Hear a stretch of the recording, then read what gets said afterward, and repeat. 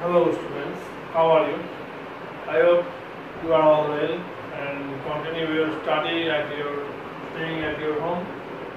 So today our topic is second part of passive voice. So in the previous class we have already discussed about what is passive voice, how many kinds of passive voice, and the use of assertive sentence in passive voice. So now in this class we will discuss about the passive voice of interrogative sentence. Interrogative sentence passive voice. At first তোমরা প্রথমেই এই বোর্ডে সেটা screenshot নিয়ে নাও এবং তাতে সুবিধা হবে। and after that তারপর হচ্ছে এই ভিডিওর নিচে দেখবা আমার একটা নিয়ম দেওয়া আছে এবং এই নিয়মটাকে এট ফার্স্ট তোমাকে খুব ভালো করে ফলো করতে হবে, মানে আমার কথার সঙ্গে নিয়মটাকে ফলো করতে হবে, তাহলে তোমার ব্যাপার বিষয়টা বেশি ক্লিয়ার হবে এবং সেখানে উদাহরণ দেওয়া আছে। আমি সেগুলোকে I will explain all these rules with example. So let's start. তো প্রশ্নবোধক বাক্য ইন্টারোগেটিভ সেন্টেন্স প্রধানত দুই রকমের হয়। প্রশ্নবোধক বাক্য দুই রকমের হয়। ওয়ান ইজ একটা হচ্ছে কোশ্চেনস উইদাউট WH ওয়ার্ড, অর্থাৎ WH ওয়ার্ড ছাড়া প্রশ্নবোধক বাক্য, আর একটা হচ্ছে questions with WH word, that is WH word question. এইবার এই দুই ধরনের কোশ্চেনের প্যাসিভ ভয়েস শিখতে হবে বা করতে হবে। এবার কোশ্চেনস উইদাউট WH ওয়ার্ড যেটা আছে সেটা হচ্ছে কোশ্চেনস উইদাউট WH ওয়ার্ড, যেটা কিনা ভার্ব দিয়ে শুরু হবে বাক্যটা, সেই বাক্যগুলো আমরা কিভাবে প্যাসিভ ভয়েস করব। তো দেখো প্রথমে হচ্ছে কোশ্চেনস উইদাউট WH ওয়ার্ড, এটা আমি দেখে নিচ্ছি। যেমন are you writing a letter, তুমি কি একটা চিঠি লিখেছো? আচ্ছা, do you see the bird, তুমি কি একটা পাখি দেখো? Have you done the work, তুমি কাজটা করেছো? এইবার এই যে লাইনগুলো আমি প্যাসিভ ভয়েস করার সময় এর আগের ক্লাসে, the previous class I have already told that at first we have to do passive voice in 3 steps. First step is identify the tense, and second step is what kind of sentence it is, and then next and also what is the object. Identify the object of the sentence and then you have to write according to the rules of the passive voice. So in this class দেখো এখানে আগে ওই একই রকম 3 steps. There are 3 steps to make a passive voice. One is identify the tense. At first, are you writing a letter? So এই লাইনটা তোমাকে আগে বুঝতে হবে কোন টেন্স। Obviously আর রয়েছে, আর হচ্ছে ভার্বের সঙ্গে ing আছে, তাহলে এটা প্রেজেন্ট কন্টিনিউয়াস টেন্স। এবার প্রেজেন্ট কন্টিনিউয়াস টেন্সে আমরা সাধারণ নিয়ম অনুসারে যদি প্যাসিভ ভয়েস করি তাহলে প্রেজেন্ট কন্টিনিউয়াস টেন্সের সাধারণ নিয়ম, এবার তুমি কি করবা, মনে মনে আরটাকে এইখানে ধরে নাও, অর্থাৎ আরটাকে ইউ এর পরে ধরো, তাহলে কি হচ্ছে you are writing a letter. এবার you are writing a letter যদি তুমি প্যাসিভ ভয়েস করো প্রেজেন্ট কন্টিনিউয়াস টেন্সে অ্যাজ জেনারেল নিয়ম অনুসারে, তাহলে প্যাসিভ ভয়েসের নিয়ম হচ্ছে object, am is a being, verb 3 আর প্রিপোজিশন আদার্স। তাহলে আমি ফার্স্টে অবজেক্ট লিখবো, অবজেক্ট হচ্ছে এ লেটার। আমি একটু সাধারণ নিয়ম অনুসারে আগে যাচ্ছি, a letter, LETTER, a letter. তারপর কি লিখছি ইজ, তারপরে নিয়ম অনুসারে বিং, তারপরে ইজ বিং রিটেন, ভার্ব 3 হয়ে যাচ্ছে রিটেন, রিটেন বাই ইউ। প্রশ্নবোধক চিহ্ন, যেহেতু এটা প্রশ্নবোধক চিহ্ন দিলাম তাই এখান থেকে আমি তাহলে ইজটাকে কেটে নিয়ে গিয়ে ইজটা আমি সামনে বসালাম। কেন বসালাম? এটাই প্রশ্নবোধক। সাধারণ যদি এই ভার্ব দিয়ে যে সকল প্রশ্নবোধক বাক্য শুরু হবে সেইগুলোকে তুমি প্রথমে আগে অ্যাসার্টিভের নিয়ম অনুসারে করে দিবা। হ্যাঁ, মেবি তুমি এটা মনে মনে করতে পারো অথবা তুমি খাতায় লিখে করতে পারো, অ্যাজ ইউ উইশ। তো প্রথমে তোমাকে কি করলাম, তাহলে আরটাকে মনে মনে ইউ এর পরে ভাবলাম, তাহলে লাইনটা কি দাঁড়ালো, you are writing a letter. তারপর আমি অ্যাসার্টিভের নিয়ম অনুসারে প্যাসিভ করলাম এ লেটার, একদম অ্যাসার্টিভের যেটা আমি প্রিভিয়াস ক্লাসে শিখিয়েছিলাম বা নিয়মটা অলরেডি দিয়েছিলাম। a letter is being written by you, just ইজটাকে তারপরে যেহেতু বাক্যটা প্রশ্নবোধক তাই ইজটাকে সামনে আমি বসালাম। That's all. এবার তার মানে নিয়মটা কি দাঁড়ালো, প্রশ্নমূলক বাক্যে প্রথমে বাক্যটাকে যদি ভার্ব দিয়ে শুরু হয়, আমি আবার বলছি questions without WH word, that is question starts with verb, verb দিয়ে যদি শুরু হয় তাহলে সেই সকল কোশ্চেনগুলো প্যাসিভ ভয়েস করতে হলে প্রথমে অ্যাসার্টিভ ফর্মে করে নিবা, তারপর সেটাকে ভার্বটাকে সে যে বিভার্বটা থাকবে সেই বিভার্বটাকে সামনে বসাতে হবে, দ্যাটস অল। ব্যাস। যেমন দেখো পরেরটা, do you see the bird, এটা কোন টেন্সে আছে, প্রেজেন্ট ইনডিফিনিট টেন্স। কি করে বুঝলাম, আমার নিয়মে লেখানো আছে টেন্স চিহ্ন সংক্ষিপ্ত নিয়মে যে ডু থাকলে বা ডাজ থাকলে সেটা প্রেজেন্ট ইনডিফিনিট টেন্স হয়। তাহলে প্রেজেন্ট ইনডিফিনিট টেন্সে প্যাসিভে আমরা ওই নিয়মটা একই, অবজেক্ট অ্যামিজার, অবজেক্ট বিভার্ব, বিভার্বের জায়গায় এখানে কি হবে ইনডিফিনিট টেন্স, তাই অ্যামিজার ভার্ব 3 প্রিপোজিশন আদার্স। তাহলে আমি কি করব, এখানে অবজেক্ট হচ্ছে দা বার্ড, তাহলে আমি লিখলাম হচ্ছে দা বার্ড, তারপর হচ্ছে ইজ, তারপরে সিন বাই ইউ। ব্যাস। এবার কি হচ্ছে প্রশ্নবোধক চিহ্ন দিতে হবে এখানে, এখানে ইজটাকে উঠিয়ে নিয়ে গিয়ে প্রথমে বসাতে হবে, কি হচ্ছে is the bird seen by you. Clear? Next one, have you done the work, এখানে দেখো এটা কোন টেন্সে রয়েছে, হ্যাভ আছে। এবার মনে মনে ভাবো, হ্যাভটাকে মনে মনে এখানে ভাবো।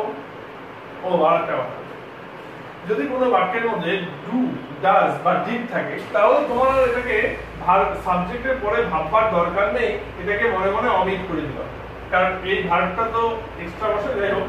তো এইবার এটাকে এখানে ভাববা না, এখানে এটাকে ভাববা না, এটাকে কি করবা, এটাকে মনে মনে এটাকে অমিট করে দিবা। ডু বা ডাজ বা ডিড, আমি তিনটা বললাম, ডু বা ডাজ বা ডিড, আদার্স ভার্ব হলে পরে সেটাকে মনে মনে এখানে ভাবতে পারো।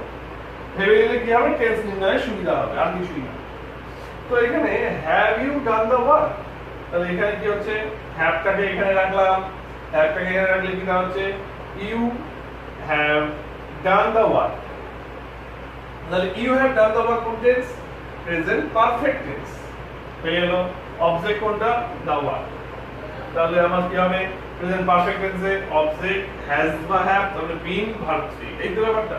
তাহলে অবজেক্ট হচ্ছে দ্য ওয়ার্ক, দ্য ওয়ার্ক, তারপরে দ্য ওয়ার্ক, এখানে আমার হ্যাভ ছিল কিন্তু এখানে হ্যাজ করলাম, কারণ ইউ এর সঙ্গে হ্যাভ বসে। কিন্তু দ্য ওয়ার্ক যখন সামনে চলে আসলো, কারণ প্যাসিভ ভয়েসে অবজেক্ট সবসময় প্রধান হয়, দ্য ওয়ার্ক তখন হয়ে গেল হ্যাজ, তারপরে হয়ে যাবে বিন, নিয়ম অনুসারে হ্যাজ বিন। তবে ভার্ব 3 তো পারফেক্ট টেন্সে ভার্ব 3 থাকে, done, the work has been done by you.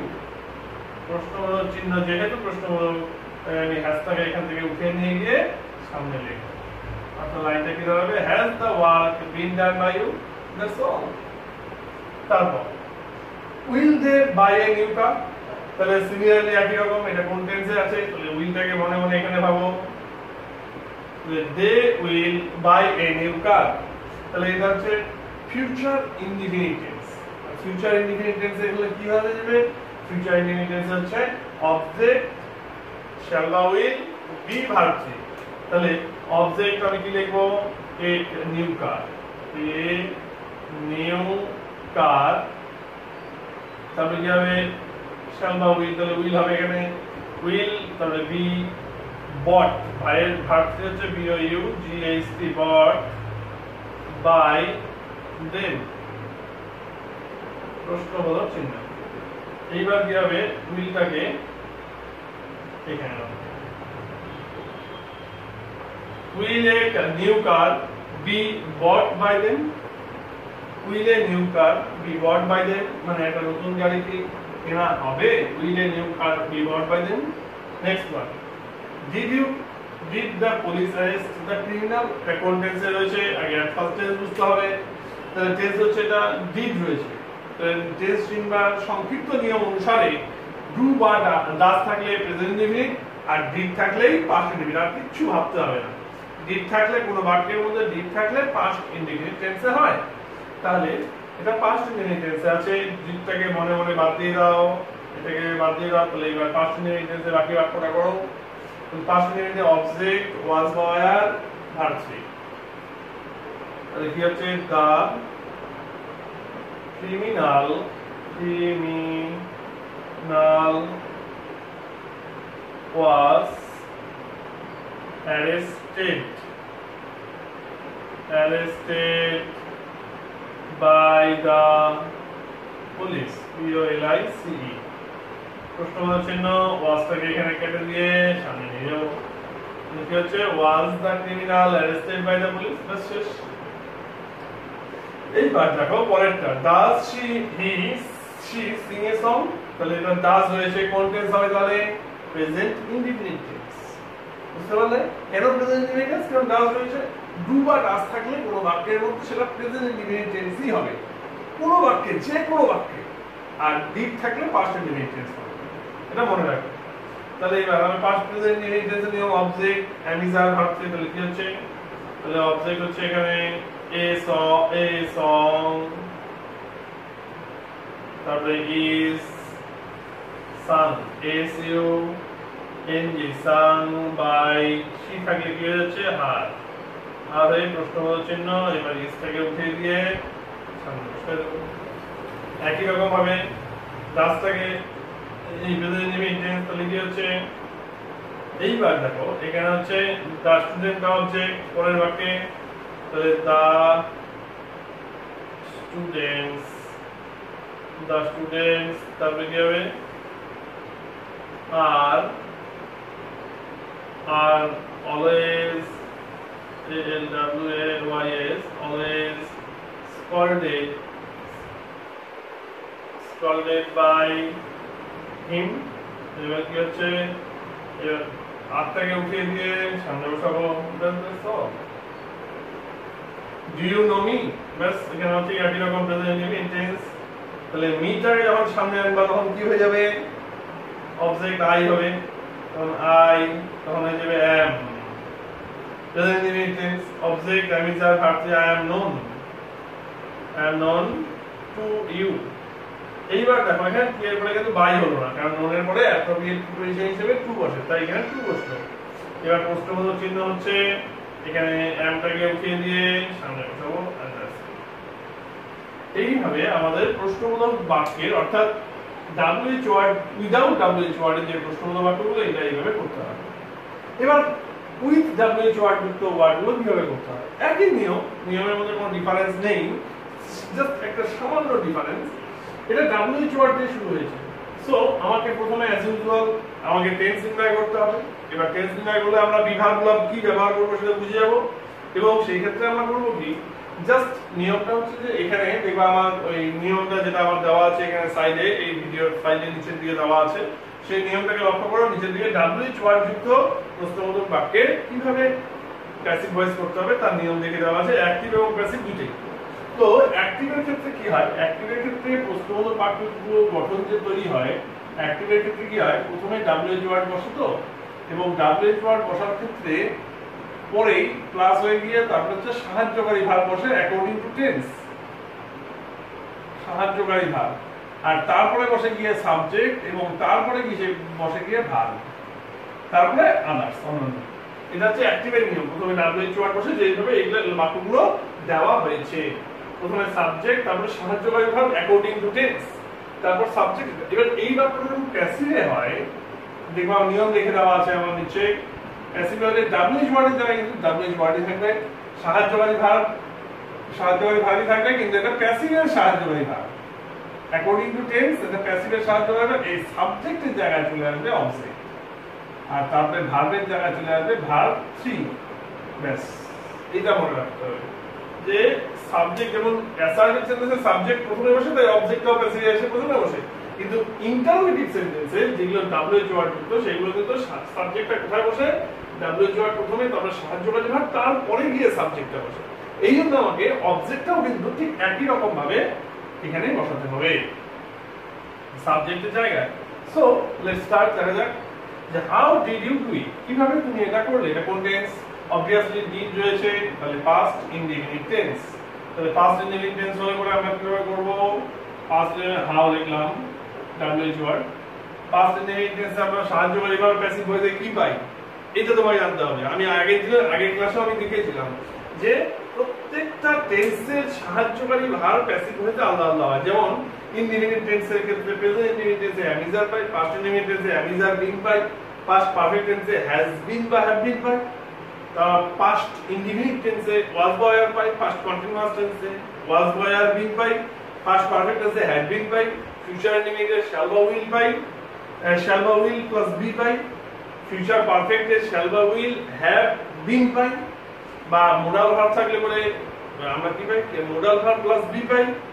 এগুলো হচ্ছে সাহায্যকারী ভার্ব। আমরা কি পাই সেটা কিন্তু তোমাকে জানতে হবে কোন টেন্সে কোন প্যাসিভ ভয়েসে সাহায্যকারী ভার্ব। আমরা আগের ক্লাসে এটা দিয়েছিলাম।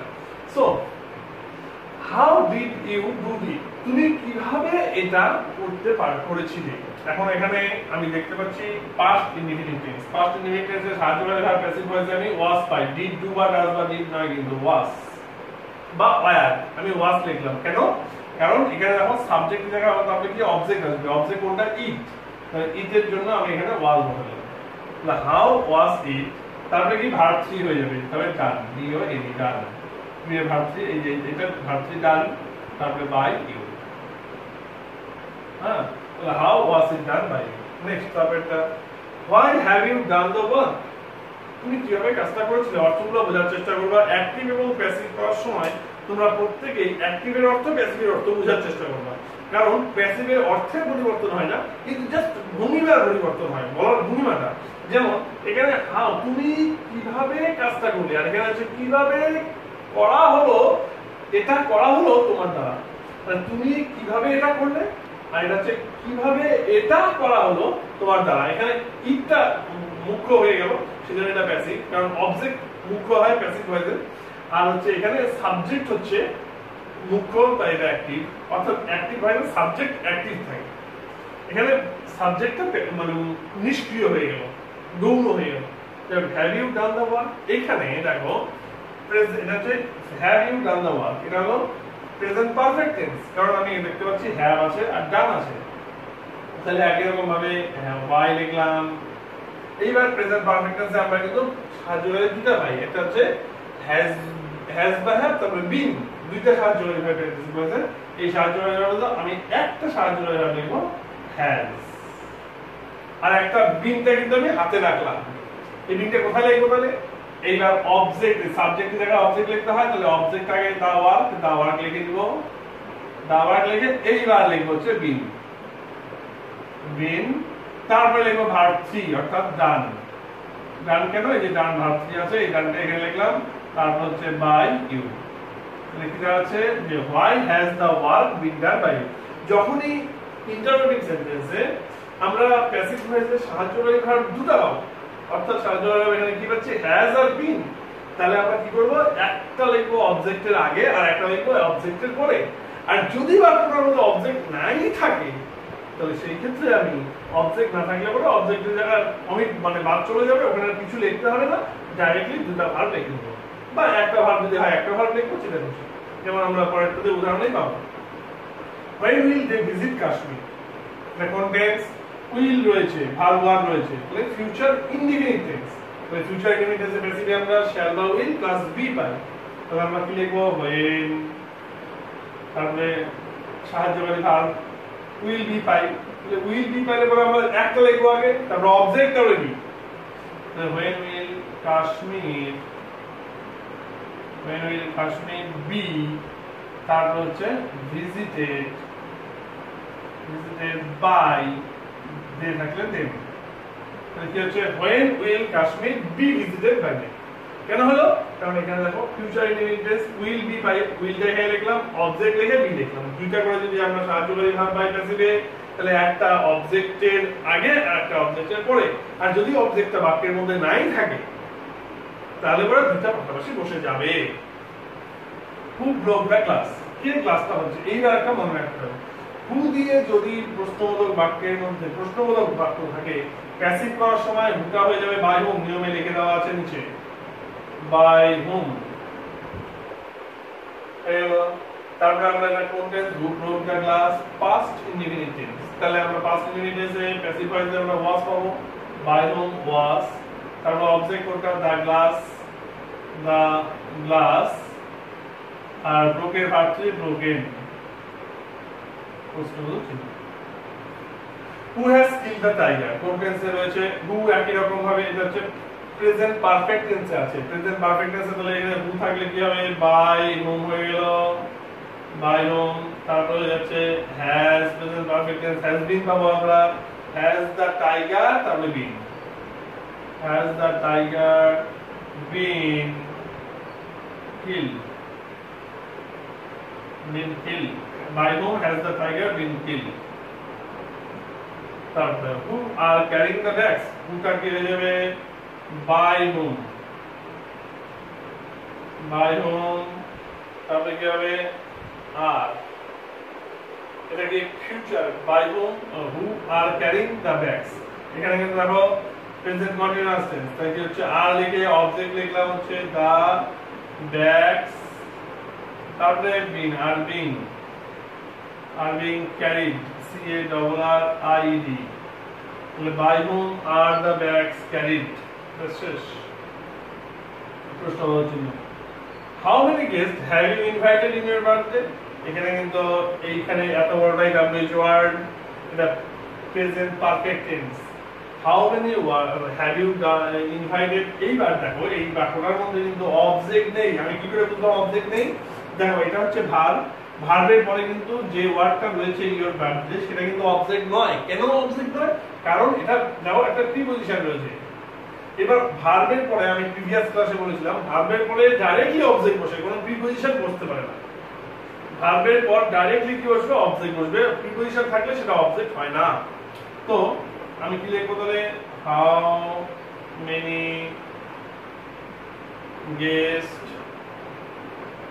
হলো এইবার লিখবো হচ্ছে হ্যাভ বিন দেখো অবজেক্ট নাই বলে আমি পাশাপাশি দুটো লিখে দিলাম অবজেক্ট থাকলে এখানে লিখতাম কিন্তু অবজেক্ট নাই বলে এখানে লিখে দিলাম how many guest have been invited verb C হয়ে যাবে ইনভাইটেড তারপর হচ্ছে বাই ইউ হলো in your birthday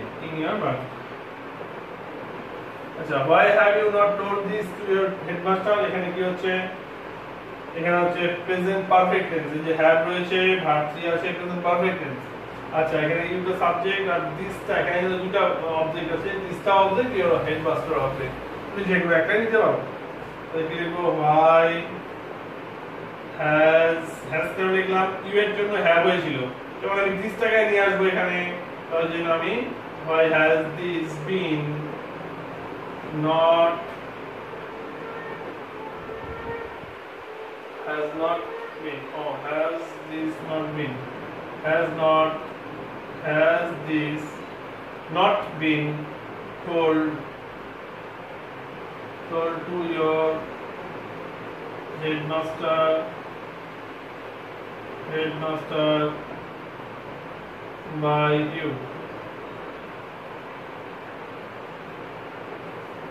so that's all about interrogative passive voice of interrogative sentence so I hope you understood or you have understood about the passive voice of interrogative sentence so if you have any problem you can call me or message in inbox and if you like this video so please subscribe my channel and press the bell icon so we will soon prepare next video